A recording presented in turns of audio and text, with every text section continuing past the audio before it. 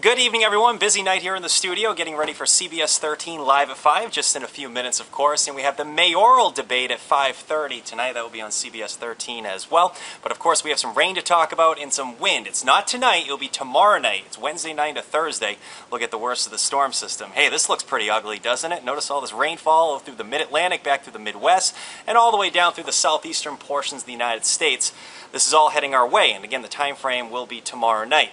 Let's start talking about what we have for advisories and warnings. The National Weather Service so far has issued a wind advisory only for the Penobscot Bay area and over towards central Maine as well. There's a coastal flood watch for the high tide over down East Maine.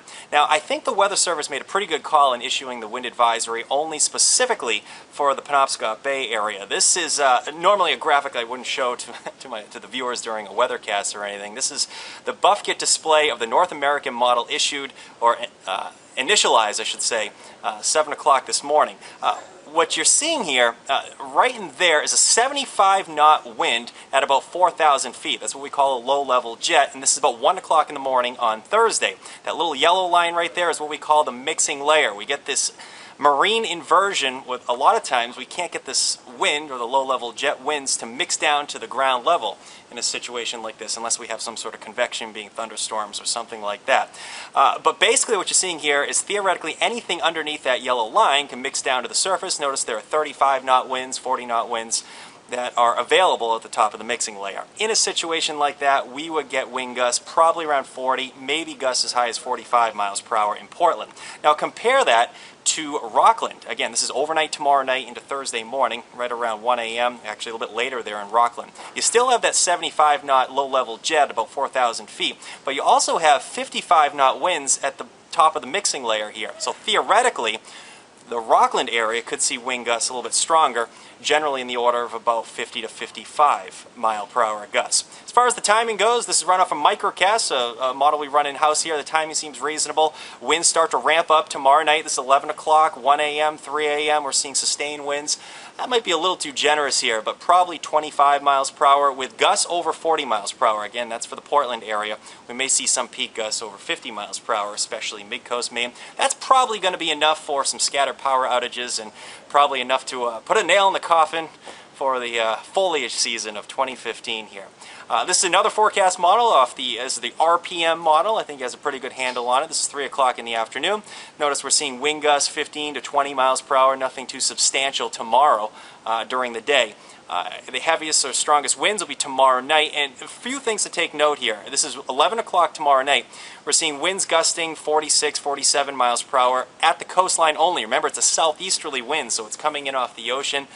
You get a bigger fetch off the ocean, so coastal areas will get the strongest winds. Also, areas in elevation. You get up over 1,000 feet in elevation, yeah, you'll get some strong gusty winds as well out of this one. So, it's going to be a wind-driven rain tomorrow night. We'll still have the rain and the wind extending into about 7 o'clock Thursday morning, but it's coming to an end during that period. The warm front's going to try to punch through the area. Notice how the wind really starts to wind down during the afternoon, midday, or afternoon, I should say. Storm Tracker is going to nail down the timing as far as the rainfall goes tomorrow morning. I think we're going to see a little bit of sun, but it's going to be fading sun very early in the day. That's about 10 o'clock in the morning. Clouds will thicken up during the course of the day, and some of its rainfall starts to arrive probably 4, 5, 6 o'clock in the evening, with the heaviest rain reserved for tomorrow night. This is 1 o'clock in the morning on Thursday, so 10, 11, 12 o'clock, that's where we're seeing some pretty heavy bands. If anything, the temperatures will continue to warm during that period. So it's going to be a warm and windy and a wet night tomorrow night into Thursday. We're still dealing with some heavy downpours at 7 a.m. Thursday. But look at this.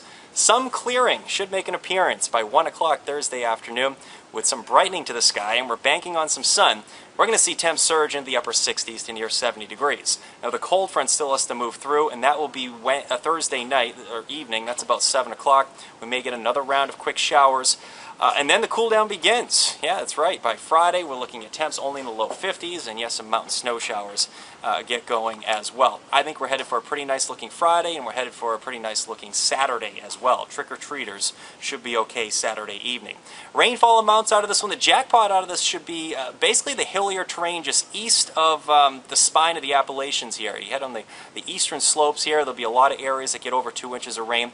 Most of the area will get around an inch, I think, 1 to 2 inches of rain. rain here. Again, this does have a tropical connection to it, so there's the potential we could see some slightly higher amounts. So that's what we're thinking anyway out of this next soaker heading our way for Wednesday night and Thursday. Okay, so most of tomorrow is dry. The rain arrives tomorrow evening, heaviest rain tomorrow night. Thursday morning, the rain comes to an end for the most part. Brighter by afternoon, upper 60s return. There could be a late day shower on Thursday with a cold front. Then we're back in the 50s on Friday, low 50s Saturday. Change the clocks, of course, this weekend. Get that extra hour, of course, heading into Sunday. And if anything, temperature's going to warm next week again with a lot of towns near 60 degrees 1 week from today. That's the latest on what we're thinking this evening. We'll have more updates on Live at 5, Live at 5:30, CBS 13, actually not at 5:30. We have the mayoral debate at 5:30, so tune into that. We'll be on CBS 13 at 6 and Fox 23 at 6:30. We'll see you then. For now, have a nice evening.